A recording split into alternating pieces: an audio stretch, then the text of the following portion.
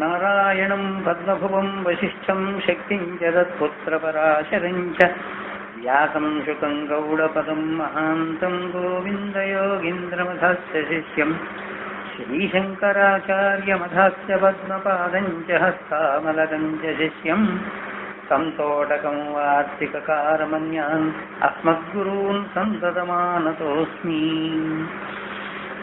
అజ్ఞానతిమిరాంధస్య జ్ఞానాంజనశలాకయా చక్షురున్మీలితం యేన తస్మై శ్రీగురవే నమః.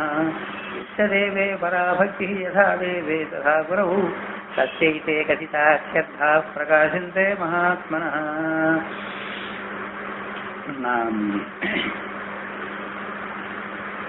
ఓం నమో బ్రహ్మణే నమో బ్రహ్మ విద్యా సంప్రదాయకర్తృభ్యో వంశ ఋషిభ్యః పరమగురుభ్యో మహద్భ్యః. అయ్యా, మనము మోక్షాన్ని మనము పొందాలి అంటే 3 మార్గాల్లో మనం పయనం చేయాలి. అందులో మొదటి మార్గము శృతి ప్రస్థానము, రెండవదేమో సూత్ర ప్రస్థానము, మూడవదేమో స్మృతి ప్రస్థానము అని 3 రకాలు. అనగా శృతి ప్రస్థానము అంటే ఉపనిషత్తులు, సూత్ర ప్రస్థానము అంటే అది బ్రహ్మసూత్ర భాష్యము, స్మృతి ప్రస్థానం అంటే భగవద్గీత. అయితే ఈ మూడింటికి ప్రస్థానత్రయం కనుక ఈ మూడు మజిలీని అన్నాడు, 3 దారులు అన్నమాట. ఈ 3 దారుల ద్వారా మన స్వరూపం తెలుసుకుని దాని యందు నిలబడి ఉండడమే మోక్షము అని ఇవి 3 గ్రంథాలు మనకి తెలుపుతాయి. ఇందులో మొట్టమొదటైనటువంటి శృతి ప్రస్థానము అనగా ఉపనిషత్తులు అనుకోండి, వాటిని గురించి మనం ప్రారంభం చేసుకోబోతున్నాం. అందులో మొదటిది అయినటువంటిది ఈశావాస్యోపనిషత్తు అండి. దీని స్వరూపం అసలు ముందు ఉపనిషత్తులు ఏమిటో వాటిని గురించి సంగ్రహంగా కొంతమంది ముందు తెలుసుకుందాం. అసలు మనకి అద్వైతం ఏమిటి, ఒక మాట మళ్ళీ మనం ఒక మాట ఆలోచన చేసుకుంటే విషయం అంతా సింహావలోకనం సరిపోతుంది.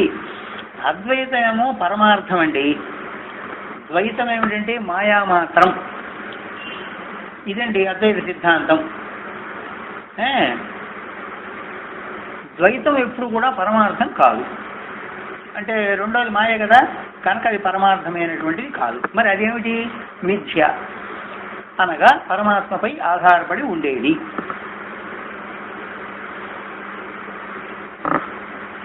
అయితే మరి ద్వైతమైనటువంటి మాయాస్వరూపమైన ప్రపంచం ఏమిటయా అంటే ఇదంతా కూడా సర్వవ్యాపకము శాశ్వతమైనటువంటి పరమాత్మ పైన ఆరోపితమై ఉన్నది, అనగా కల్పితమై ఉన్నది.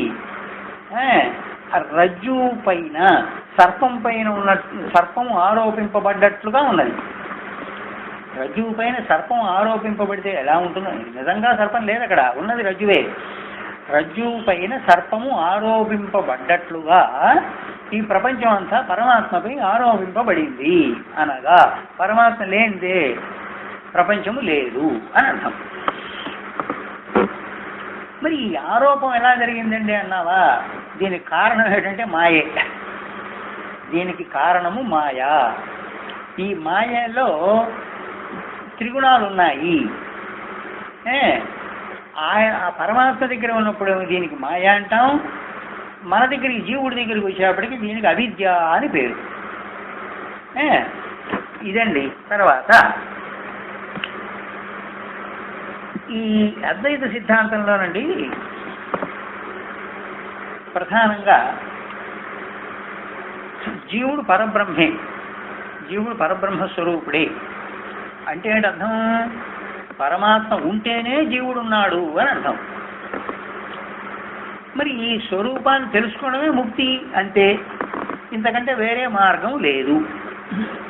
అప్పుడు వీడు జనన మరణాది బంధంలో నుంచి బయటపడిపోతాడు జీవుడు.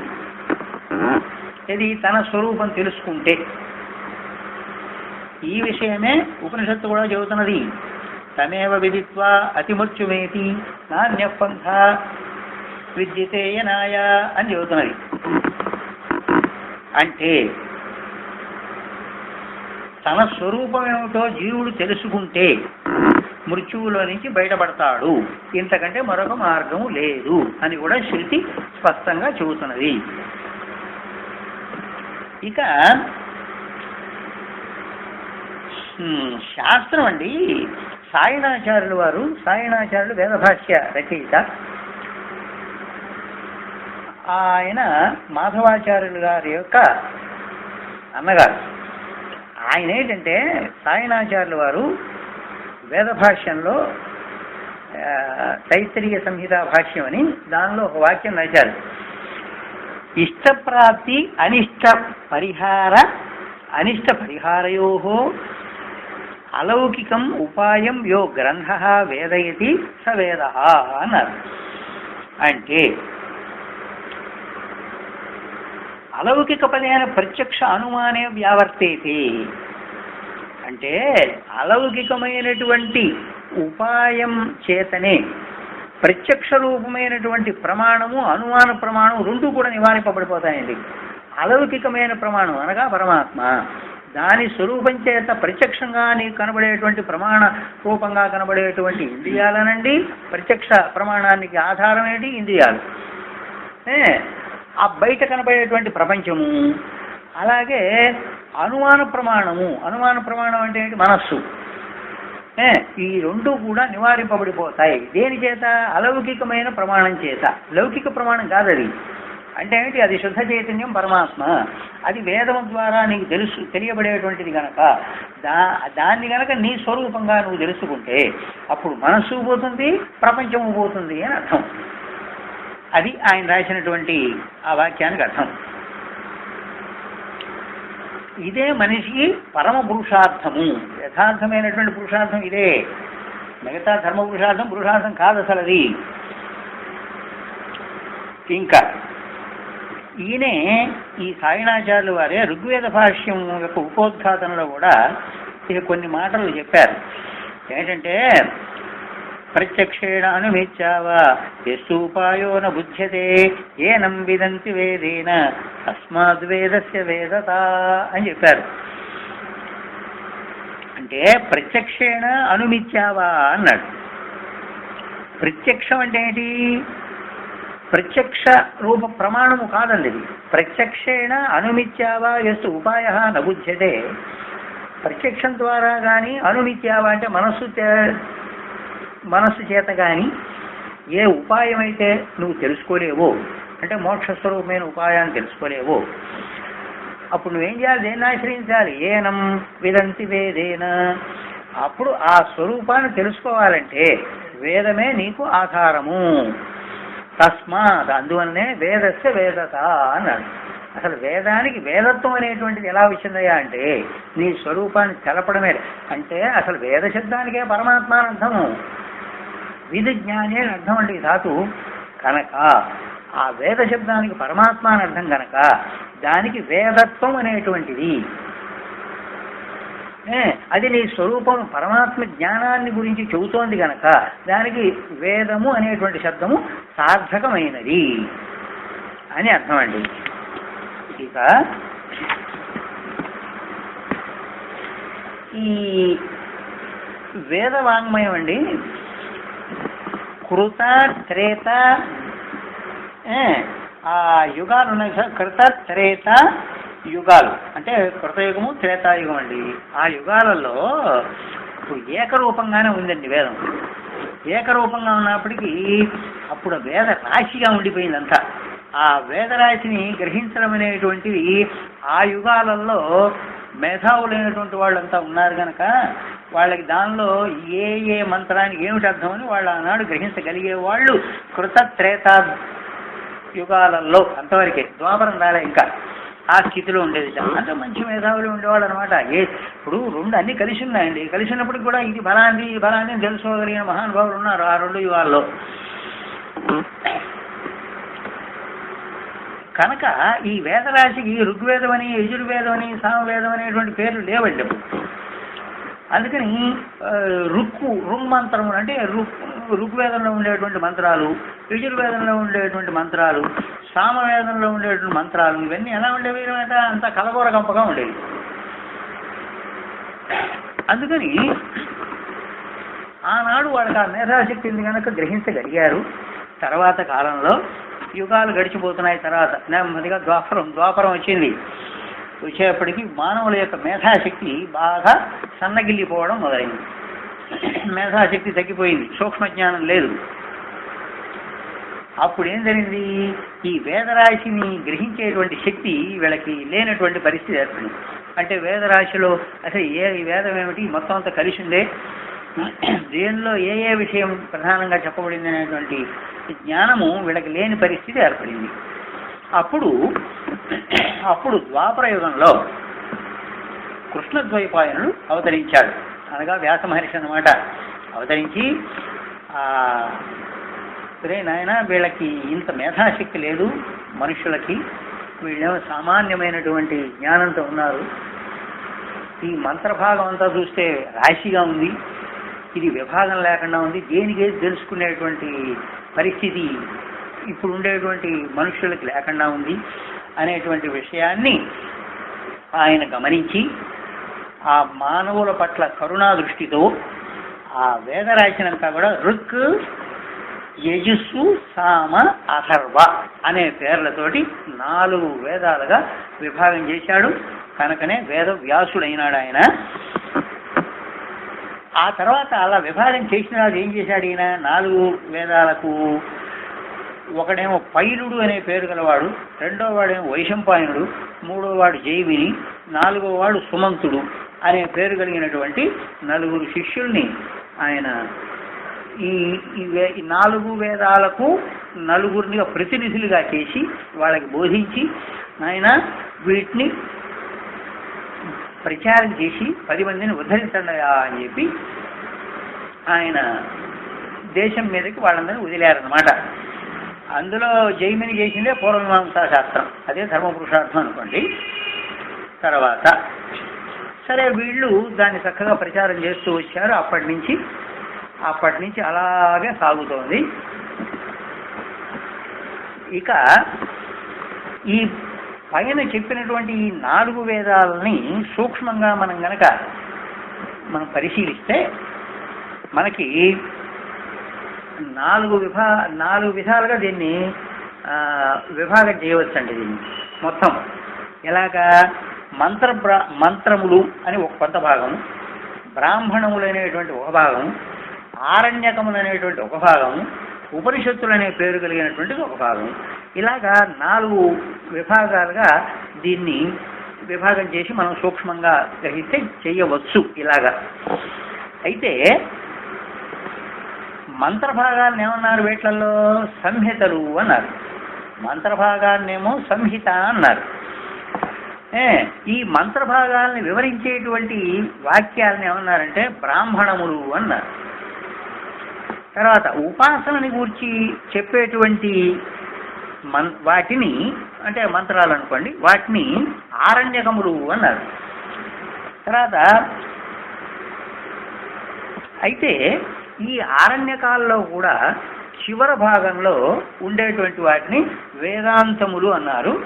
వాటికే ఉపనిషత్తులు అని కూడా పేరు. ఆరణ్యకాల్లో కూడా చివరి ఉండేవి, వీటికే వేదాంతం అని పేరు, లేక ఉపనిషత్తులనైనా దీన్ని అనవచ్చు.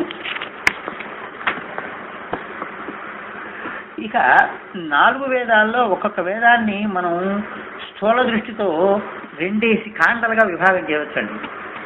2 కాండలు అంటే 2 కాండలుగా విభాగం చేయవచ్చు. ఆ విడదీసినటువంటి ఒక్కొక్క వేదం యొక్క ఒక భాగానికి కర్మ కలాపాన్ని బోధించేటువంటిది 2 కాండలుగా విభాగం చేశాంగా వేదాన్ని. ఒక భాగమేమో కర్మకలాపం అంతా బోధిస్తూ ఉంటుంది, రెండో భాగమేమో అధ్యాత్మ విద్య అయినటువంటి వేదాంత స్వరూపాన్ని బోధిస్తుంది. మొదటి కాండని ప్రధానంగా చేసుకుని వ్యాస భగవానుడి యొక్క శిష్యుడైనటువంటి జైమిని మహర్షి అథాతో ధర్మ జిజ్ఞాస అనేటువంటి సూత్రంతో 12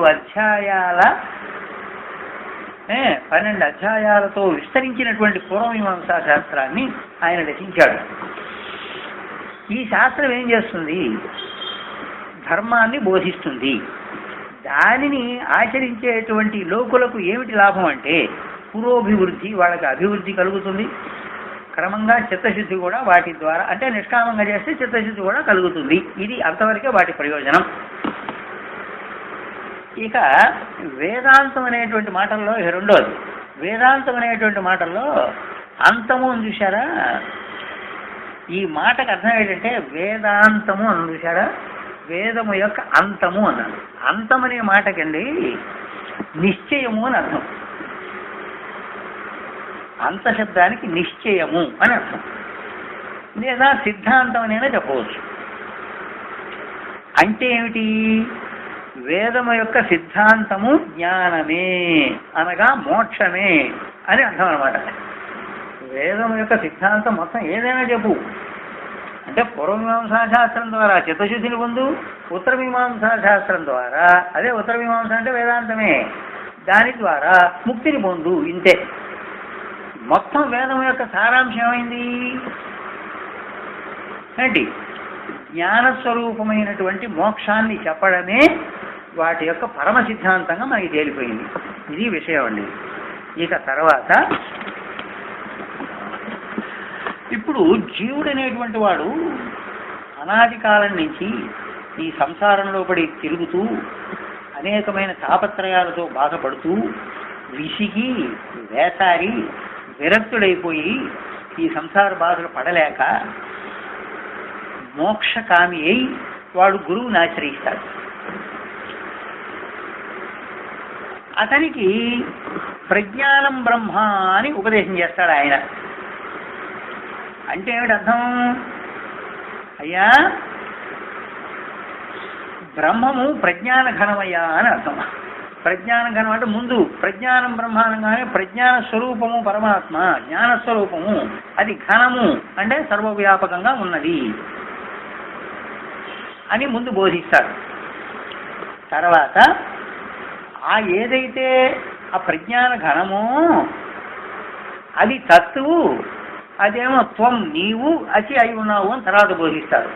ముందేమో ప్రజ్ఞాన ఘనం అని చెప్పి ప్రజ్ఞానం బ్రహ్మ అని చెప్పి, తర్వాత ఏమో తత్వమసి అంటాడు. అది నాయన ఏదైతే ఉందో అదే నువ్వురా నాయన, ప్రస్తుతం కుండలో ఉన్నప్పటికి ఇదేదో వేరే అనుకుంటున్నావు, అదే నువ్వు, ఈ కుండలో ఉన్నది కూడా అదేను అని చెప్పి చెబుతాడు. అన్నప్పటికీ ఇతనికి అనుభవం కలుగుతుందండి. అనుభవం కలిగిన తర్వాత ఈ వేదాంత వాక్యాలని జాగ్రత్తగా పరిశీలించాడు వాడు. పరిశీలించి అయమాత్మ బ్రహ్మ అనుకున్నాట. అయమాత్మ బ్రహ్మ అంటే అయం అంటే ఈ కనపడేటువంటి ఆత్మ, నాలో ఉండేటువంటి చైతన్యమే బ్రహ్మ, బ్రహ్మస్వరూపము దృఢపరుచుకున్నాడు వాడికి, గట్టిపడ్డాడు. అప్పుడు ఏం అనుభవం కలుగుతుంది అతనికి? అహం బ్రహ్మాస్మి అని తన స్వరూపాన్ని సాక్షాత్కరించుకున్నాడు అపరోక్షంగా అండి. ఇది అపరోక్ష సాక్షాత్కారం అంటారు. దీంతో ఇదే మోక్షం అంటే.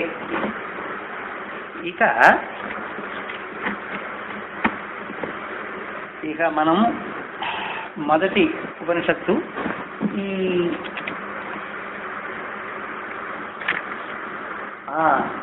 ఈ ఉపనిషత్తులండి మనకి 1108 ఉపనిషత్తులండి. అసలు 1108 ఉపనిషత్తులుగా మొదట ఉన్నాయి. అయితే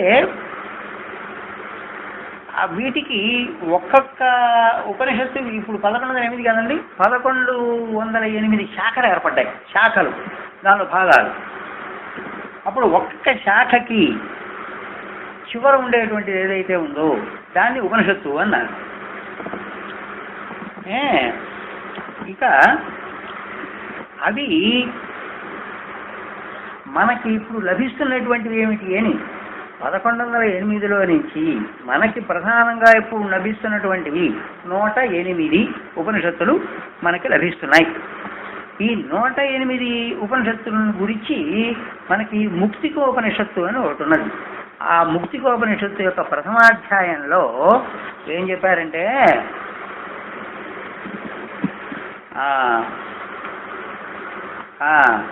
ఈశకేన కథ ప్రశ్న ముండ మాండూక్య తిత్తిరి ఐతరేయించ ఛాందోగ్యం బృహదారణ్యకం తథా అని చెప్పింది. అయ్యా ముక్తికోపనిషత్తు యొక్క ప్రథమాధ్యాయంలో మొట్టమొదటిగా అయ్యా ప్రధానమైనటువంటి అంటే ఏంటి 108 తేల్చాం. ఆ 108లో నుంచి మళ్ళీ ప్రధానమైనటువంటి ఇవి ఏవి ఈశోపనిషత్తు, ఈశావాస్యము, కేనోపనిషత్తు, కఠోపనిషత్తు, ప్రశ్నోపనిషత్తు, ముండకము, మాండూక్యము, తిత్తిరి అంటే తైత్రీయోపనిషత్తు, ఐతరేయోపనిషత్తు, ఛాందోగ్యోపనిషత్తు, బృహదారణ్యక ఉపనిషత్తు. ఈ విధంగా 10గా తేల్చేసింది. 10 ఉపనిషత్తులు ప్రధానమైనటువంటిది అద్వైత స్వరూపాన్ని పూర్తిగా బోధించేటువంటి ఉపనిషత్తులు ఈ 10 అని తేల్చింది. ఇక ఋగ్వేదానికి సంబంధించినటువంటి ఉపనిషత్తులేమో 10 ఉన్నాయండి. అందులో ఏమో ఐతరేయోపనిషత్తు వస్తుందండి. ఇక మరి శుక్ల యజుర్వేదానికి సంబంధించి శుక్లము కృష్ణము మరి 2 రకాల యజుర్వేదంలో 2 కృష్ణ యజుశాఖాధ్యాయి, శుక్ల యజుశాఖాధ్యాయి అంటారు. ఇప్పుడు మనమేమో కృష్ణ యజుశాఖాధ్యాయి, ఇందులో తేడాలు ఉన్నాయి. మళ్ళీ దీనికి సంబంధించిన ఉపనిషత్తులు చాలా ఉన్నాయనుకోండి. అందులో మనకు కావాల్సింది ఈశావాస్యం ఒకటి, బృహదారణ్యకం ఒకటి, 2 వస్తాయి. ఇప్పుడు 3 వచ్చేసినాయి చూడండి. తర్వాత కృష్ణ యజుర్వేదానికి సంబంధించినటువంటి ఉపనిషత్తులు 32 ఉన్నాయి. అందులో మళ్ళీ ఒకటేమో కథవల్లి అంటే కఠోపనిషత్తు అనుకోండి, రెండోదేమో తైత్రీయోపనిషత్తు, మూడోది శ్వేతాశ్వతరం అని ఒకటి వచ్చిందనుకోండి. కానీ శ్వేతాశ్వతరం 10లో లేదు ఇది. కానీ భగవత్పాదుల వారు దీనికి కూడా కొంతమంది భాష్యం రాశారు అని కొంతమంది గొప్ప పండితులంతా కూడా దాన్ని నిర్ధారణ చేశారు. కానీ వస్తుతః దానికి రాయలేదు. ఈ 10టికే భగవత్పాదుల వారు భాష్యం రాశారు అని చెప్పి తర్వాత అభిజ్ఞులంతా చెప్తుంటారనుకోండి. ఇప్పుడు మనకి వచ్చే 10లలో ఏంటి తేలింది? ఋగ్వేదానికి సంబంధించింది ఐతరేయోపనిషత్తు అయింది. తర్వాత ఏమో శుక్ల యజుర్వేదానికి సంబంధించి ఈశావాస్య బృహదారణ్యకాలు అయ్యాయి. కృష్ణ యజుర్వేదానికి సంబంధించినటువంటి కఠవల్లి, తైత్రీయం ఇంతవరకు వచ్చినాయి. ఇప్పటికి ఎన్ని అయినాయి? 4, 1, 5 అయినాయి. సామవేదానికి సంబంధించిన ఉపనిషత్తులు 16. అందులో కేనోపనిషత్తు ఒకటి, ఛాందోగ్యం ఒకటి, ఇట్లా 2 వచ్చినాయండి. ఇప్పుడు ఎన్నైనా 5? ఇవి ఒక 2, 7 అయినాయి. తర్వాత అథర్వణ వేదానికి సంబంధించి దానిలో ఉపనిషత్తులు ఉన్నాయి. దానిలో ప్రశ్నోపనిషత్తు ఒకటి, ముండకోపనిషత్తు ఒకటి, మాండూక్యోపనిషత్తు ఒకటి. ఎన్నైనాయి? 10 సరిపోయినాయి. ఇవి 10 ప్రధానంగా. ఇక నృసింహతాపని, పూర్వోత్తర తాపనలు ఉన్నాయి. అవి కూడా ప్రధానమైనవే. కానీ భగవత్పాదుల వారు వాటికి మాత్రం భాష్యం రాయలేదు. ఈ 10టిగా రాశారు. ఇక తర్వాత అండి ఇక మహావాక్యాల సంగతి చూద్దాం. మాండూక్యోపనిషత్తేమో అథర్వణ వేదానికి సంబంధించింది కదండి. దీనిలో మహావాక్యము అయమాత్మ బ్రహ్మ. ఇక ఐతరేయోపనిషత్తు ఉంది. ఇదేమో ఋగ్వేదానికి సంబంధించింది. దీనిలో ప్రజ్ఞానం బ్రహ్మ అనేటువంటిది మహావాక్యం. 2 వచ్చేసినాయి. ఛాందోగ్యోపనిషత్తు ఏమో సామవేదానికి సంబంధించింది. దీనిలో తత్వమసి అనేటువంటి మహావాక్యం వచ్చింది. తర్వాత బృహదారణ్యక ఉపనిషత్తు శుక్ల యజుర్వేదానికి సంబంధించింది. దీనిలో అహం బ్రహ్మాస్మి అనేటువంటి మహావాక్యం చేసేసింది. ఇక మనము ఉపనిషత్తులో మొదటి మంత్రం దగ్గరికి వచ్చే ముందు ఈ ఉపనిషత్తుకు సంబంధించి శాంతి పాఠం ఒక మాట చూద్దాం. పూర్ణమదః పూర్ణమిదం పూర్ణాత్ పూర్ణముదచ్యతే పూర్ణస్య పూర్ణమాదాయ పూర్ణమేవావశిష్యతే. ఓం శాంతి శాంతి శాంతి. ఈ మంత్రానికి అర్థం ఏంటంటే అన్వయ క్రమం చూద్దాం. అధః పూర్ణం అన్నాడు. అంటే ఏంటి? పూర్ణం అధః అన్నాడు కదండి. అధః అంటే అది పూర్ణం అని అర్థం. తర్వాత ఇదం పూర్ణం, పూర్ణం ఇదం అన్నాడు. ఇది పూర్ణం. అది ఏమిటయా? అది పూర్ణం ఇది పూర్ణం రెండున్నాయా? మళ్ళీ ప్రశ్న వస్తుంది, రెండున్నాయా అని సందేహం నీకు వస్తే పూర్ణముదచ్యతే. అయ్యా అది కాదు, నువ్వు అది పూర్ణం ఇది పూర్ణం అన్నావంటే అట్టా నువ్వు అనుకోవద్దు. పూర్ణముదచ్యతే, ఆ పూర్ణమే ఈ పూర్ణం అని తెలుసుకో. అయిపోయింది. అప్పుడు ఒకటి అయిపోయినాయి రెండు. ఇహ పూర్ణస్య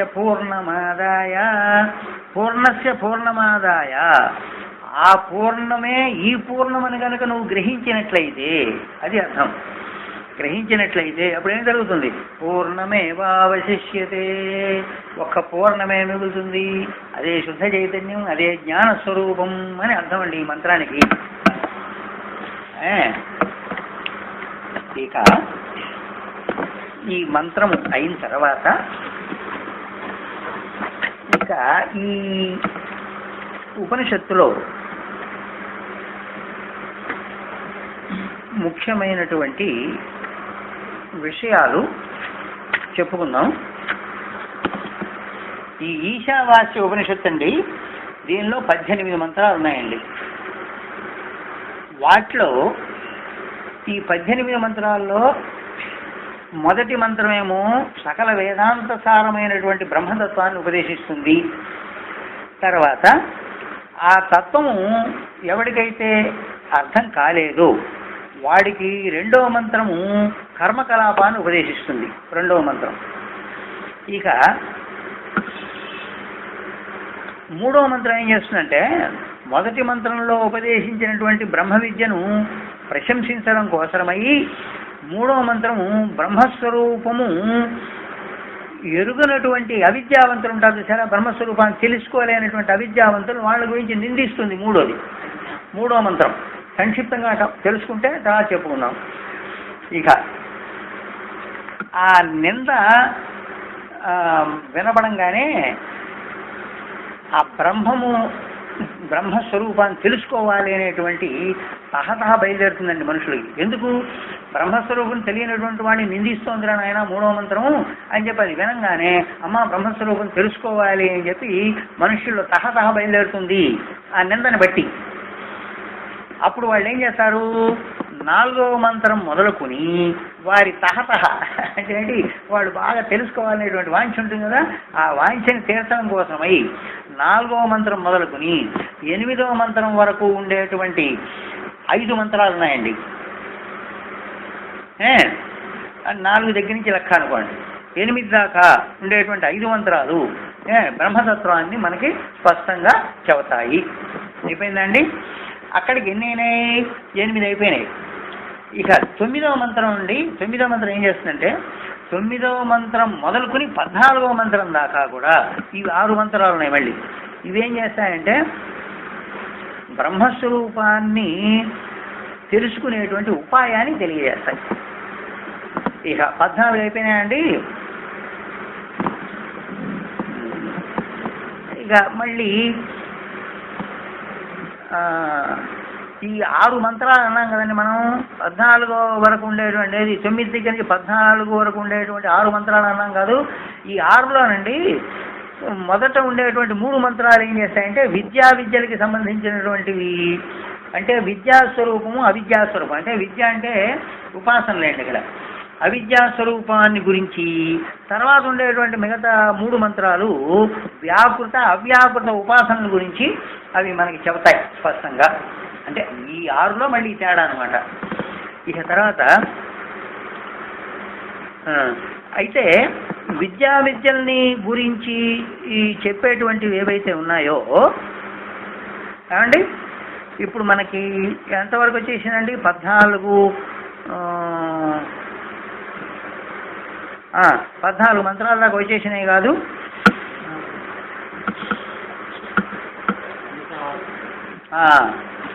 అదే 14 అయిపోయినాయిగా. 14లో ఉండేటువంటి 6 గురించి వివరించి చెప్పాడు ఇప్పుడు మనకి.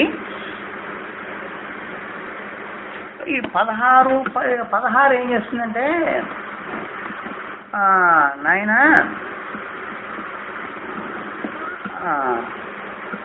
ఇక్కడ కర్మ ఇప్పుడు తొలి మళ్ళీ ఏం చేస్తాయంటే కర్మ చివరికి మళ్ళీ అవి చేస్తాడు. కర్మేమో గాఢాంతకారంలో పడేస్తుందిరా నాయన. మరి ఉపాసన చెప్పారు కానీ 2 చెప్పారు కదా, మరి రెండోది ఉపాసన గురించి చెప్పారు కదా, అది ఎలాగయ్యా అంటే అది అంతకన్నా గాఢాంతకారంలో పారేస్తుందిరా అని అధ్యవతారు. మళ్ళీ తర్వాత చెప్పిన తర్వాత ఆ తర్వాత 16వ మంత్రం అనేటువంటిది ఇక దీని యొక్క మొత్తం సంగ్రహ స్వరూపం చెప్పి 17వ మంత్రమేమో 18 ఫలశ్రుతి చెప్తున్నటువంటి అంటే 17, 18 అనేటువంటివి ఉపాసకుని యొక్క సగుణ బ్రహ్మోపాసకుని యొక్క గమనాన్ని గురించి అవుతుంది అండి. ఇది సంక్షిప్తంగా ఈ 18 మంత్రాల యొక్క స్వరూపం. అదే చెబుతున్నాడుగా, ఉపాసకుడు అమృతత్వాన్ని తన యొక్క మార్గాన్ని పొందడం కోసమై 15, 16 మంత్రాలు స్పష్టంగా చెబుతాయి. అంటే వాడు పోయే మార్గాన్ని గురించి చెప్తాయి.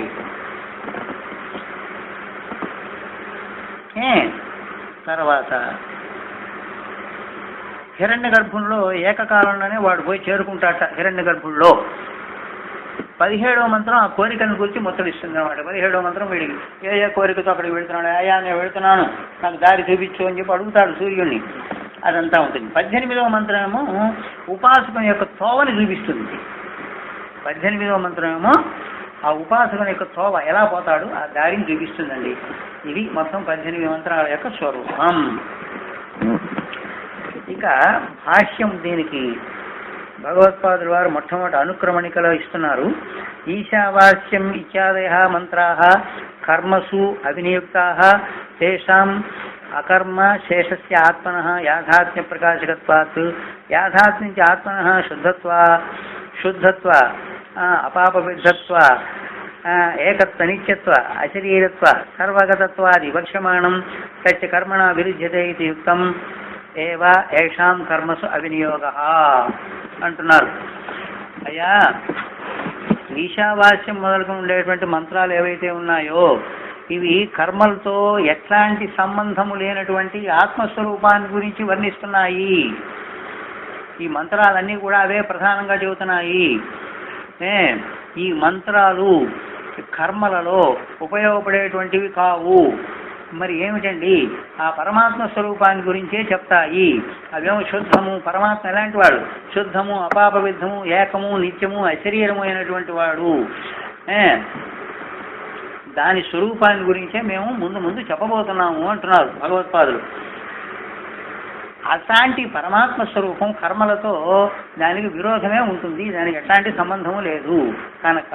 అంటే కర్మలతో సాధించేది అనిత్యం అవుతుంది, ఇదేమో నిత్యమైనటువంటి పదార్థం కనుక దానికి సంబంధం లేదు కనుక ఈ మంత్రములు కర్మల్లో ఉపయోగపడతాయనేటువంటి మాట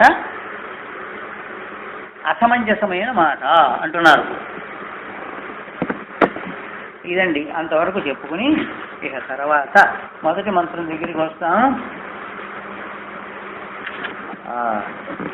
ఈశావాస్యమిదం సర్వం యత్కించ జగత్యాం తేన శక్తేన భుంజీతాః మా గురుతః కస్య ధనం. ఇదండి మొదటి మంత్రం. ఏంటంటే ఈశావాస్యమిదం సర్వం యత్కించ జగత్యాం జగత్ తేన శక్తేన భుంజీతాః మా గురుతః కస్య ధనం. ఈశావాస్యం ఇదం సర్వం. ఈశావాస్యం అంటే ఈశ్వర బుద్ధ్యా ఆచ్ఛాదనీయం ఇదం సర్వం అని రాస్తున్నారు భగవత్పాదులు. అంటే స్వేన రూపేణ ఆత్మన ఈశావాస్యం ఆచ్ఛాదనీయం అంటాడు. స్వేన రూపేణట అంటే తన యొక్క జ్ఞానముతోటి ఏంటి ఆత్మన ఈశావాస్యం ఇదం ఆచ్ఛాదనీయం, ఈశ్వరుని చేత ఆచ్ఛాదనీయం అంటే కప్పివేయబడింది అనమాట. పరమాత్మ చైతన్యం చేత కప్పబడింది. ఏది? ఇదం సర్వం, ఈ మొత్తం అంతా కనపడేది మొత్తం అంటే నీకు దృశ్యమానమయ్యేటువంటి సృష్టి అంతా కూడా ఆ పరమాత్మ యొక్క చైతన్యం చేతే వ్యాప్తమై ఉన్నది. ఏదండి? ఎత్కించ ఏ కాస్త నీ కనపడ్డా, జగత్యాం జగత్, జగత్యాం అంటే సృష్టిలో అని అర్థం. జగత్ అంటే ఏంటి? జగత్ అంటే జగత్తే. జగత్ అనే శబ్దానికి అర్థం ఏంటంటే, ఇక్కడ చూడండి, జగత్ అనేటువంటి జాగ్రత్త చూడాలి. జాయతే ఇది జమ్ అండి, అంటే జాయతే పుడుతోంది కనుక జా. తర్వాత గచ్చతి ఇది గమ్, గచ్చతి ఇది గమ్ అంటే పోతోంది కనుక, పుడుతోంది కనుక జా అయింది, పోతోంది కనుక గా అయింది. అప్పుడు రెండు కలపండి, జాయితే గచ్చతి ఇది జగత్తు, పుడుతోంది పోతోంది కనుక దీని పేరు జగత్తుట. ఇది అసలు మన అర్థం, అంటే అంతరార్థం దీనిలో భాషణ లేదది, ఇది నేను చెబుతున్నా. కనుక అప్పుడు నువ్వేం చేయాలి? సృష్టిలో పుట్టిపోతూ ఉండేటువంటి జగత్తు మొత్తం కూడా ఈశ్వరుని యొక్క చైతన్యము చేతే ఆచ్ఛాదింపబడి ఉన్నది. ఈశ్వర చైతన్యం లేనిదే ఆ జగత్ అనేది లేదు. తేనా ఆ కారణం చేత శక్తేనా, శక్తేనా అంటే నువ్వేం చేస్తావని అడుగుతున్నారు. ఎత్కించి జగత్యాన్ జగత్తు విస్తరించినటువంటి ఆ పరమాత్మలోనే జగత్తంతా కూడా ఉంది గనక తేన శక్తేన భుంజీతా, తేన ఆ కారణం చేత శక్తేన అన్నాడు. శక్తేన అంటే జగద్భావనని వదిలిపెట్టి అని అర్థం. జగద్భావాన్ని వదిలిపెట్టి అంటే అర్థం ఏంటి? అనాత్మభావాన్ని వదిలిపెట్టి అనమాట. అంటే జగత్తుని ఎట్లా చూస్తావు? ఆత్మభావంతో చూడు, అనాత్మభావాన్ని వదిలిపెట్టి అని అర్థం. భుంజీతా అనుభవించు అని అర్థం. ఈ జగత్తునంతా ఎట్లా అనుభవిస్తావు? అనాత్మభావాన్ని వదిలిపెట్టి అనుభవించరా అంటున్నాడు. ఏమంటే అట్లా అనుభవించానండి అంటే ఆత్మగానే చూడు అని అర్థం. చూస్తే మా గృహ కస్య సిద్ధనం, మా గృహ భుంజీధ అన్నాడు. భుంజీధ అంటే పరమాత్మభావంతో చూడమని అర్థం. మా గృహ కస్య సిద్ధనం, కస్య సిద్ధనం, కస్య స్థితి అంటే ఎవడి యొక్క ధనాన్ని మా గృహ, ఎవరిది కోరవద్దు అంటున్నాడు. లేదు కోరుతావు, నీకంటే భిన్నమైంది ఏదైనా ఉంటే కోరుతావు. నీ జేబులో నువ్వే చేయట పెట్టుకుంటావు, ఇంకోటి జేబులో చేయి పెడతావు అవసరం అయితే. నీదే మొత్తం స్వరూపము, నీవు నీవే. అంటే నీకు కనబడేటువంటి ప్రపంచం అంతా కూడా నీవే అయినప్పుడు దేనితో కోరుతావు? ఉన్నది ఒకటే అయినప్పుడు ఏమి కోరుతావు? మా గృహ కస్య సిద్ధనం అని అంటున్నారు. కస్య సిద్ధనం, ఎవడి యొక్క ధనాన్ని కూడా కోరే అవకాశం నీకు ఉండదురా అన్నాడు. ఎందుకు? సర్వవ్యాపకమైన నీవే అయినప్పుడు ఏముంటాయి? అవన్నీ నువ్వు ఉంటేనే అవన్నీ ఉన్నాయి, నువ్వు లేకపోతే అవి లేవు. కనుక దాన్ని ఎట్లా కోరుతావు? నిన్ను నువ్వే కోరుకోవాలి అని అర్థం.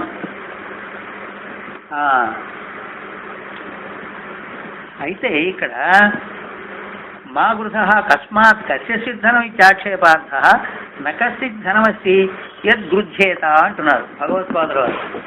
కశ్చిత్ నా కస్యచిత్ ధనమస్తి, ఎవడి యొక్క ధనం లేదురా నాయన. ఇక్కడ యద్గృహ్యేత, దేని మీద ఆశపడతావు? వృద్ధ అంటే ఆశపడ్డాం. దేని మీద ఆశపడతావు నువ్వు? ఆత్మయవేదం సర్వమితి ఈశ్వర భావనయా సర్వం త్యక్తం. మరి ఆత్మైవ ఇదం సర్వమితి ఈశ్వర భావనయా సర్వం త్యక్తం. సర్వం అంతా కూడా ఆ ఈశ్వర భావన చేసే నువ్వు ఉన్నప్పుడు తేన శక్తేనా, అది ఏం చేస్తావు? ఈశ్వర భావనతోటే ఉన్నది. మరి అక్కడ పదార్థం ఉంది కదండి, అది ఆభాసరా నాయన, అది సత్యం కాదు, అది మాయా. మరి ఉన్నది నువ్వే.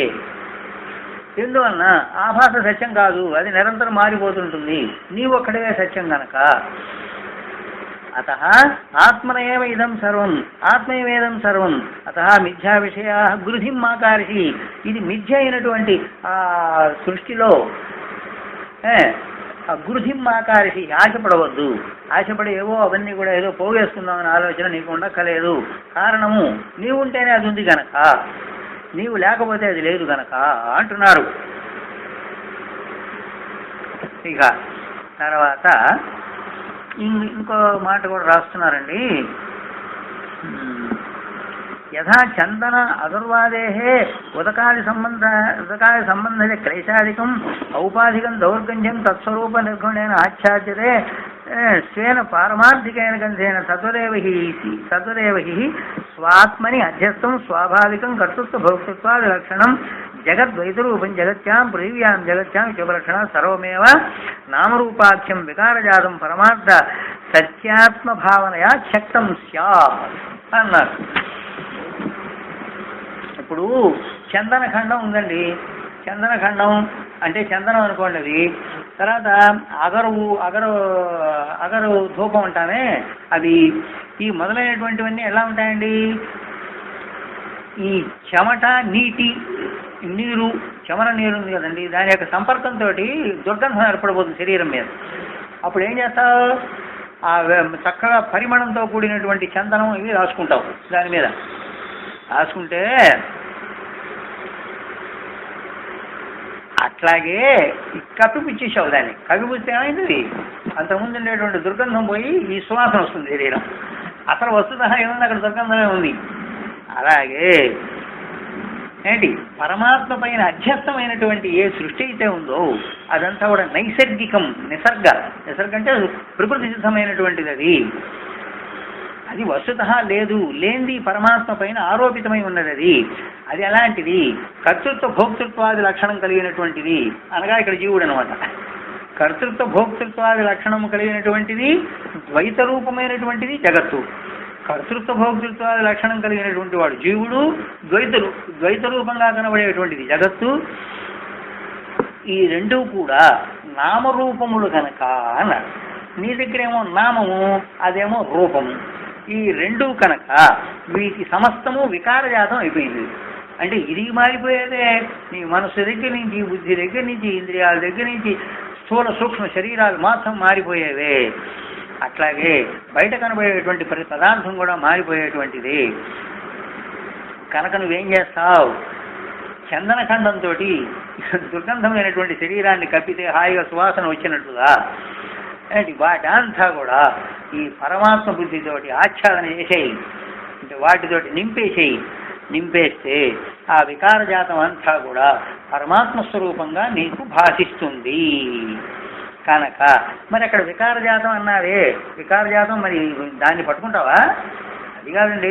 దుర్గంధం కొట్టేటువంటి శరీరాన్ని అంతకుముందు నువ్వేం చేశావు? దానిపైన సువాసన పూస్తే సువాసన కలిగింది. అప్పుడు దుర్గంధాన్ని వదిలేలా? దుర్గంధం నాకు కావాలంటావా? సుగంధమే కావాలంటావు, కానీ దుర్గంధం కావక్కర్లేదు కదా. అలాగే సుగంధంతో సమానమైనటువంటి పరమాత్మ చైతన్యము మొత్తం సృష్టి అంతా కూడా వ్యాపింపజేసినప్పుడు ఆ దుర్గంధమైనటువంటి ఆ ప్రపంచము అర్థమైందా? ఇక్కడ జీవుని యొక్క భావాలు నీకు అక్కర్లేదు. వీటిని వదిలేస్తే ఉన్నది పరమాత్మే. అదే పూర్ణమదః పూర్ణమిదం. ఇదండి ఈ మంత్రం యొక్క స్వరూపం. ఇక మనకి ప్రధానంగా మనం 2 అంశాలు తెలుసుకోవాలి. మనకి జ్ఞానేంద్రియాలు, పంచ జ్ఞానేంద్రియాలు ఏమైనా ప్రత్యక్ష ప్రమాణాలండి, అది తెలిసిందే కదా. తర్వాత మనస్సు ఏమో అనుమాన ప్రమాణం అండి. ఈ అనుమాన ప్రమాణం ఏంటయా నీకు ఉపయోగం అంటావా? శాస్త్ర ప్రమాణం అయ్యా అన్నాడు. ఈ శాస్త్రజ్ఞానం పొందుతామండి అనుమాన ప్రమాణంతో. ప్రత్యక్ష ప్రమాణంతో చూసి అనుమాన ప్రమాణంతో శాస్త్రజ్ఞానం పొందుతాం. మనస్సులో ఏం పొందుతాం? అదే. తర్వాత అప్పుడు ఏం జరిగింది? నీకు ప్రత్యక్ష ప్రమాణాన్ని అనుసరించి అనుమాన ప్రమాణం ఉంటుందని తేలిపోరా? అర్థమైందా? ప్రత్యక్ష ప్రమాణాన్ని అనుసరించి అనుమాన ప్రమాణం ఉందంటే ఎక్కడుందండి? అనుమాన ప్రమాణం లేదు. అర్థమైందా? ప్రత్యక్ష ప్రమాణం లేకపోతే అనుమాన ప్రమాణం లేదు, అయిపోయింది. ఇప్పుడు 2 లేవు. అర్థమైందా? ఇంద్రియాలు లేకపోతే, జ్ఞానేంద్రియాలు లేకపోతే మనస్సు లేదు. ఎందుకు? ఈ మనస్సు ఇవన్నీ తీసుకెళ్ళి దాని మీద పడేస్తాయి. అసలు ఇవే లేకపోతే అది అసలు లేదు. ఇదండి వీటి యొక్క స్వరూపం. మనం వీటితో తెలుసుకోవాలి. కనుక ఇక మనస్సు ఏమైంది ఇప్పుడు? ఇంతకీ సత్వరజస్తమో గుణాలు 3. సత్వరజస్తమో గుణాలు అన్నప్పుడు మరి అది మనం ఎట్లా చెప్పాలి? సత్వరజస్తమో గుణాలు అట్లా చెప్పకూడదు. అది సత్వరజస్తమో గుణాలు కాదది. ఎలా చెప్పాలి? రజ సత్వ తమో గుణాలని చెప్పాలి. ముందు రజోగుణం చెప్పాలి. ఎందుకు? సృష్టి ముందుంది. సృష్టి ఉంది, రజోగుణం. తర్వాత సత్వగుణం ఏంటి? స్థితి. తర్వాత తమోగుణం ఏంటి? లయం. ఇప్పుడు నీ దగ్గరే ఉన్నాయి, ఆ సరుకు సంతానం నీ దగ్గరే ఉన్నాయి అంటే సత్వగుణం మనస్సు, రజోగుణం ప్రాణం, తమోగుణం శరీరం అయిపోయింది. అలాగే ఇదే ప్రపంచం అంతా కూడా ఉందండి. బయట కూడా బ్రహ్మాండం, అండాండం, పిండాండం ఇంతేగా ఉన్నవి. బ్రహ్మాండం ఆకాశం అంటే, అండాండం భూమి, పిండాండం దేహం అయిపోయింది. ఇది మొత్తం మన యొక్క స్వరూపం. మరి ఇప్పుడు ఎందుకు చెప్పామయ్యా ఇదంతా పరమాత్మ స్వరూపమే, అది ఈశ్వర బుద్ధ ఆచ్ఛాదనీయం అనే మాటకి ఎంత ఉంది అర్థం. ఇదంతా కూడా ఆ పరమాత్మ చైతన్యం చేత ఆచ్ఛాదన చేసే చూడు ఎలా కనపడుతుంది. మొత్తం పరమాత్మ చైతన్యంగా నీకు భాషిస్తుంది. అప్పుడు నీకు అలౌకికమైనటువంటి ఆనందం కలుగుతుంది. నీకంటే భిన్నమైనటువంటి ఏది కనపడదు కనుక. ఇదండి మొదటి మంత్రం యొక్క అర్థం. ఇక రేపు చూద్దాం తర్వాత మంత్రం. ఓం శాంతి శాంతి శాంతి.